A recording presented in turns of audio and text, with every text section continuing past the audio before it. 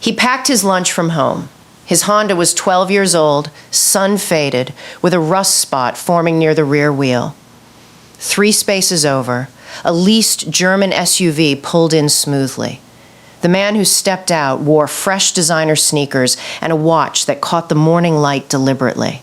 Most people would have made the same bet about who had money. They would have been completely wrong. The Honda belonged to a man worth over $2 million. The SUV belonged to someone 11 days from his next paycheck and quietly terrified about it. This is what real wealth looks like once you learn to see it. There are 24 million millionaires in America right now, roughly 1 in every 15 adults. Sit in a coffee shop with 30 people, and statistically 2 of them have 7-figure net worths. Could you pick them out? Almost nobody can. The loud spenders everyone assumes are wealthy are usually drowning quietly behind polished surfaces, while the people genuinely building money have zero interest in advertising a single dollar of it. One idea ties everything together. Income is not wealth. Income is loud and visible. Wealth is the quiet gap between what you earn and what you spend, multiplied by time. A surgeon earning $500,000 who spends every cent has enormous income and almost no wealth. A plumber earning a fraction of that, investing steadily for decades, can quietly become the richer man. Once you understand that, these 10 signs make perfect sense. Sign 1. They drive a car that tells you nothing. Average new car prices crossed $50,000 in 2025. Average monthly payments hit $770. The genuinely wealthy move in the opposite direction. Research from the Millionaire next door found that typical millionaires spend roughly 1% of their net worth on vehicles, around $20,000, bought used, driven for a decade. Toyota, Honda, and Ford dominate their driveways. That faded paint and small dent aren't signs of struggle. They're receipts for freedom. Sign 2. They live in a house smaller than they can afford.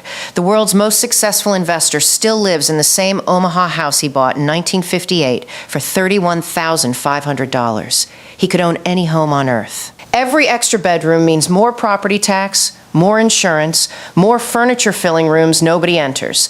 The mortgage that feels like a reward quietly becomes the anchor preventing everything else from growing.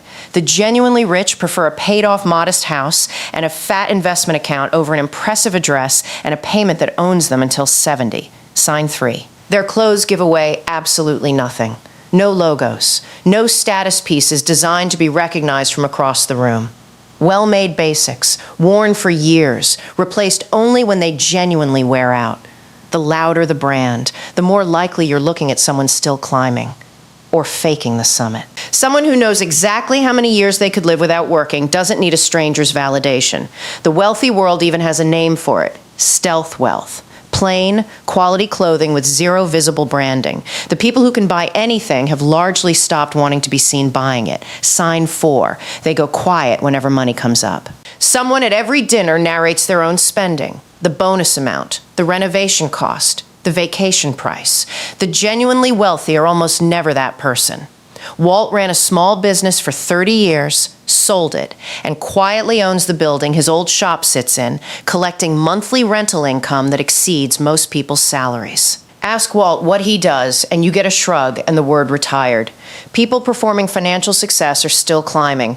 The ones who actually arrived go quiet. Nothing left to prove. Sign 5. Their money is invisible because it is always working. In 2026, the numbers are significant.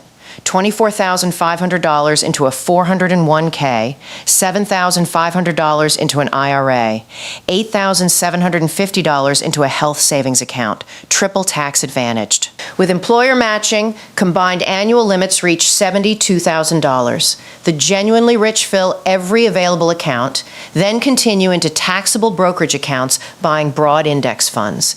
Everything automated, pulled from each paycheck before it touches checking. They never see it, never miss it, never get the chance to spend it. Nadia, a hospital nurse on an ordinary salary, has quietly maxed every account for 15 years. Her coworkers think she's watching a tight budget. Her net worth would stop them cold. Sign 6. They owe almost nothing to anyone. Americans now carry $1.2 trillion in credit card debt at roughly 22% interest. The genuinely wealthy use credit cards heavily for points and cash back, then wipe the balance completely every single month. Car loans rarely exist in their world. Any debt charging more than their investments reliably earn gets eliminated immediately. Freedom from payments is freedom, full stop. There's a looseness in the shoulders of someone who owes the bank absolutely nothing. Sign 7. They stay completely calm when money goes wrong. When the transmission fails or the water heater floods the basement, the genuinely wealthy meet that news with unsettling calm. Real emergency funds, kept in high-yield savings accounts earning 4% rather than the national average of 0.3%, sit ready in the background. That same $20,000 earns $800 annually in a competitive account versus $76 at the national average.